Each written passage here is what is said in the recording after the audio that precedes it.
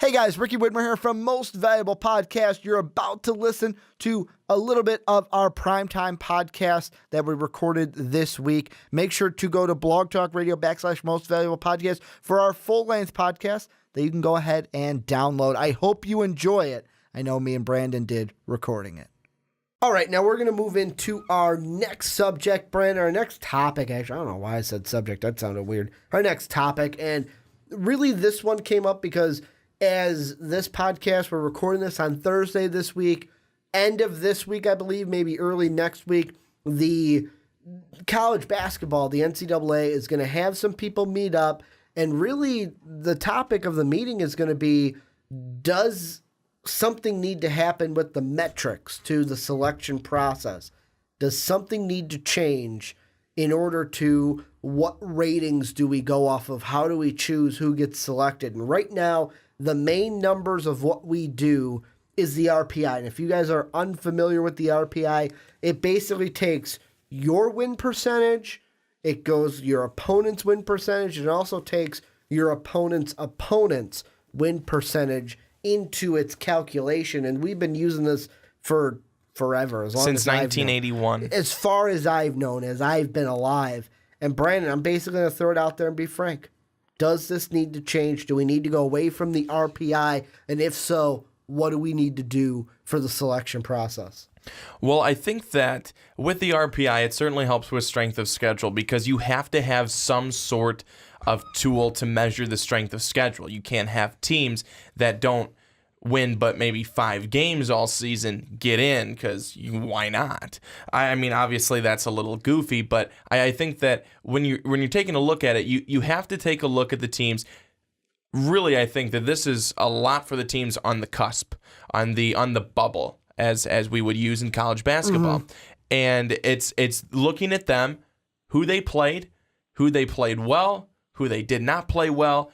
That's really what I think the RPI was made up to do, really to affect the bubble teams. And now it stinks because there are some teams, always in everything, that get snubbed. Big word, snubbed. And it's going to continue to happen. And I think that if there's any way that they can try and rein it in, I don't really know what that would be, because I think that right now, what they're doing is they're doing a pretty good job of taking a look at strength of schedule. There's not too many teams. There's always those couple of teams that with anything that get in that you look at and go, so-and-so could have beat them. If they would have been in, they would have done well. It's going to happen. It's a system that I don't know, is it fully fixable? I don't think it is. Can you try and make adjustments? Can you try and progress each year to make it the best that it can possibly be? Am I keeping you up? I think that what you have to look at is at the end of the season, at the end of the year, the committee has to go back, and the group needs to go back, and the selection committee needs to look and go, all right, did we get this one right? We said that this one because of these factors. How did they end up? We said no to this one because of these factors. How did they end up?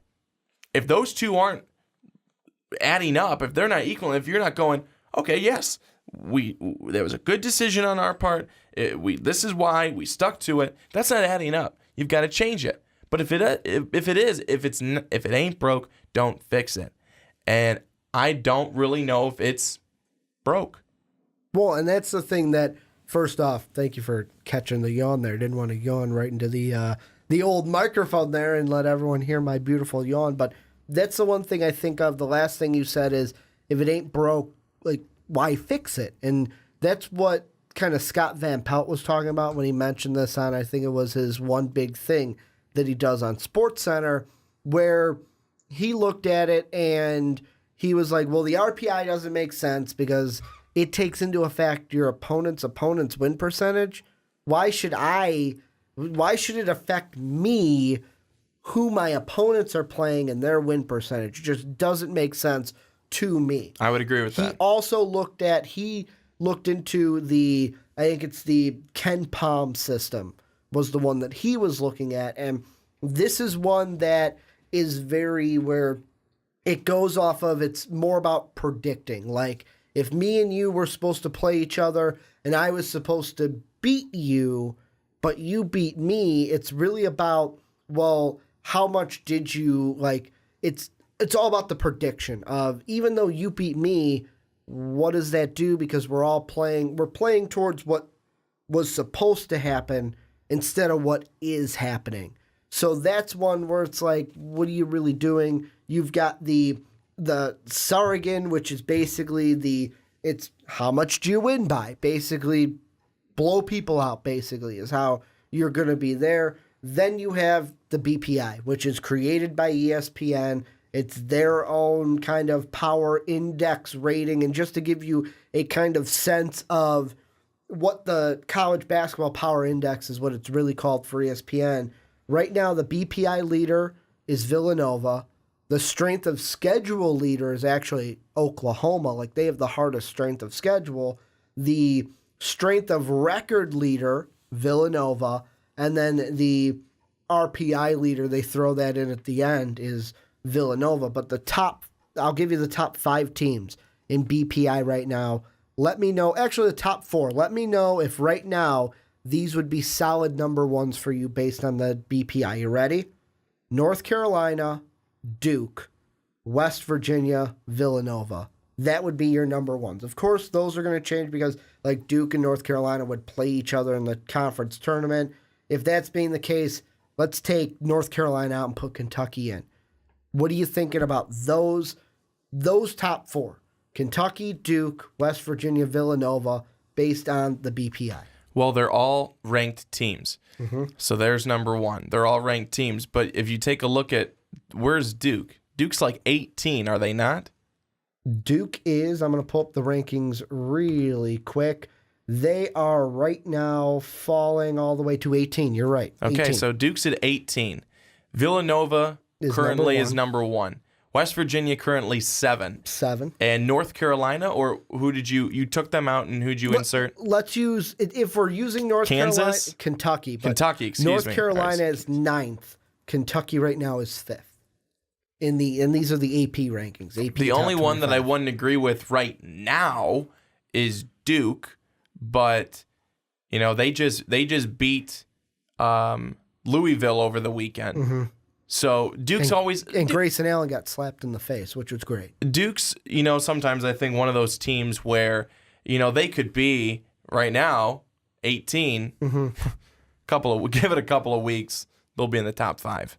So I think that I don't have a problem with those teams being there right now. Now, the thing that I think needs to happen, and this is, I don't think there's one system like RPI, we're going to do just that. BPI, we're going to do just that. The KenPom, we're going to do just that.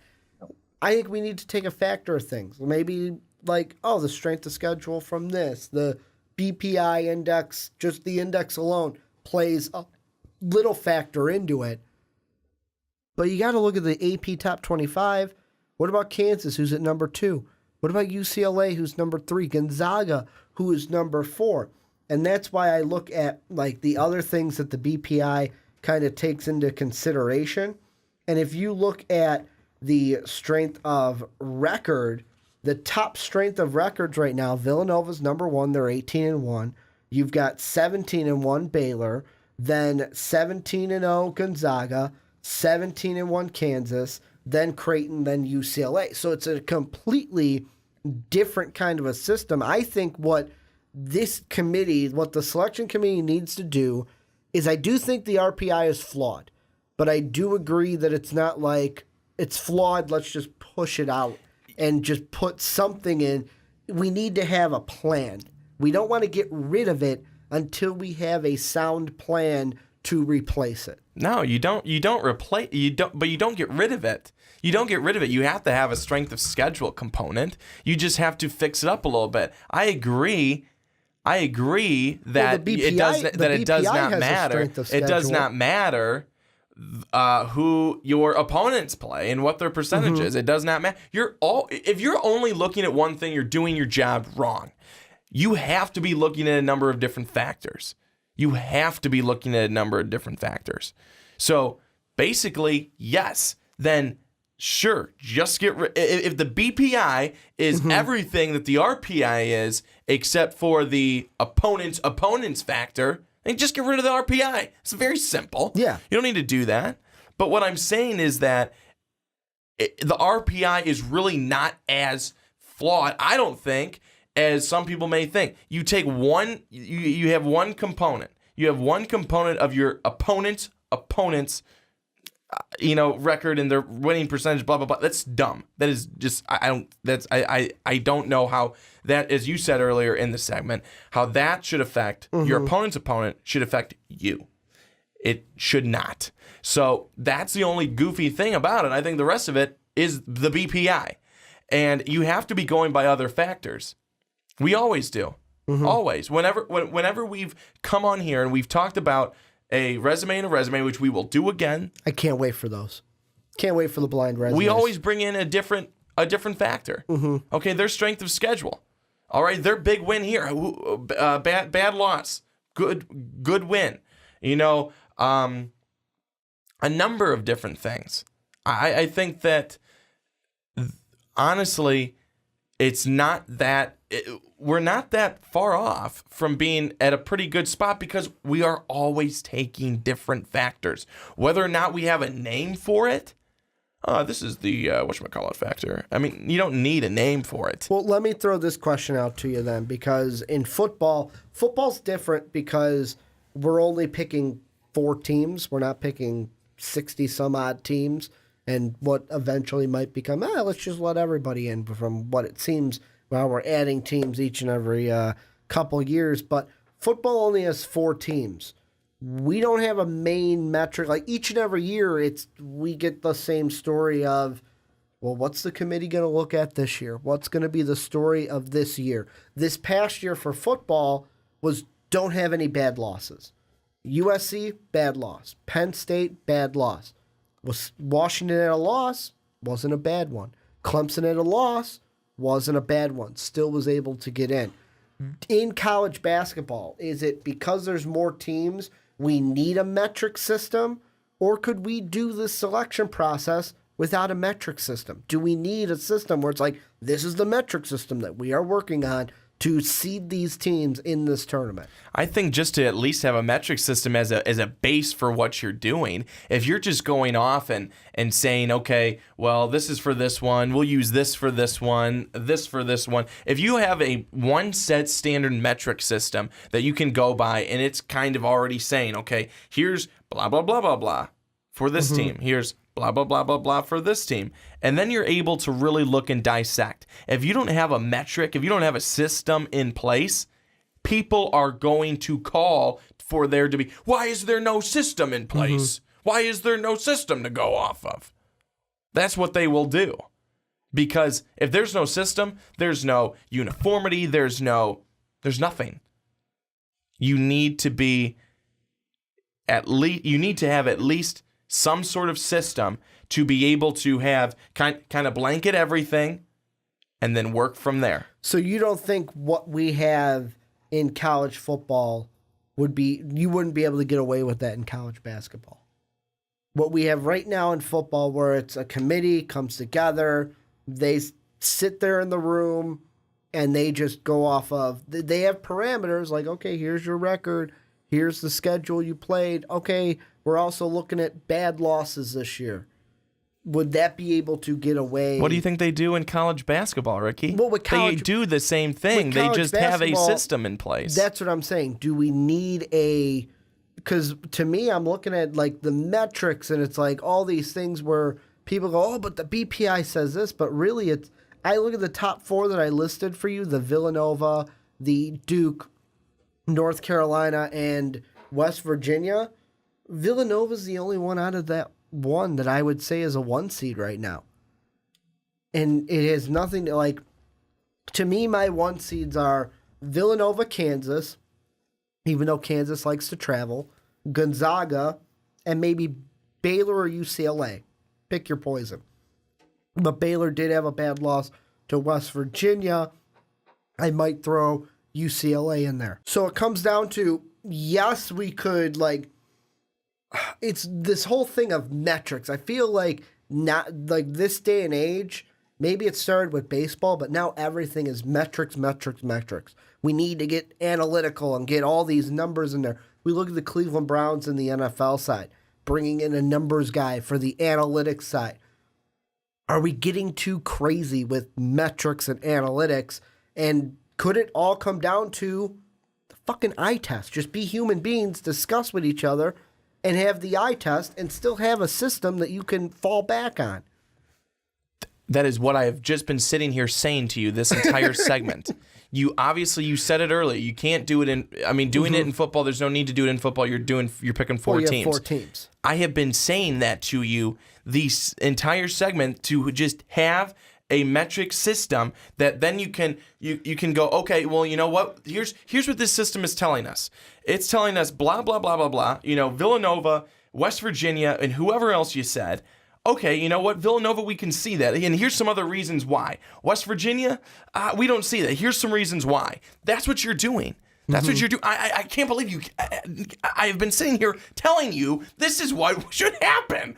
But I think that's what it needs to be. We're not being a metric crazy, because if you were trying to pick 68 teams for the tournament based on just an eye test, it'd be hard. You'd be there for, it wouldn't be a selection show, it'd be selection week. I'm not kidding you. So that's why you have the metrics in place for college basketball, because can you go just based off the metrics? No. Can you go off of the BCS? No. That's why for them, for football, for college football, it was just easier. It was just easier for them to go four people, a bunch of people picking 4 teams, much easier than having a computer doing it. For basketball, you need the metrics in place to be able to have something to go off of, at least to start. And then you bring everything else into play. That's how you've got to work it. That's how it has been working. I think it's working pretty well. I mean, the one thing I will say is with the selection committee for March Madness, I haven't had too many qualms with it. I mean, there's a few years where you get like, wow, I don't know how this team got left out. Like, wow, this team is just going to roll the NIT if they accept that invitation. But this is the one thing I'll leave this segment with. The one kind of analytical system that I think I just don't completely get is the Ken Palm system. And this is the one that it seems like everyone's bringing up a little bit with, like, third behind RPI and BPI. And this is the one that goes more towards off of the prediction, what it predicts you to do, like what it predicts the game to be.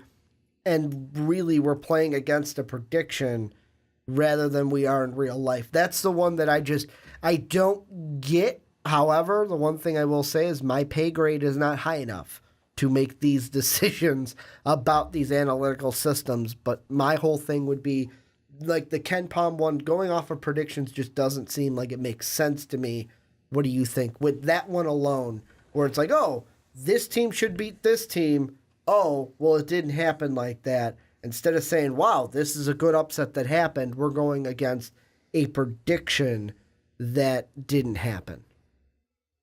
Well, I think in a way that's almost what rankings are. Especially at the beginning of the season. That's what rankings are at the beginning of the season. We predict this team to do this. We predict this team to be this good. Then it doesn't happen. Then they move lower and lower and lower if they continue to lose. They maintain their status or move higher if they win.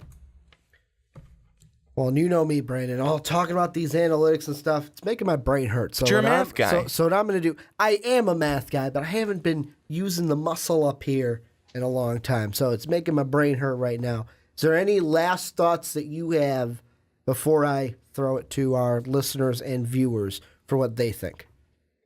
No, I think that's it. But I would have to say, again, thank you for listening to me for that whole segment, because I don't think you did. No problem.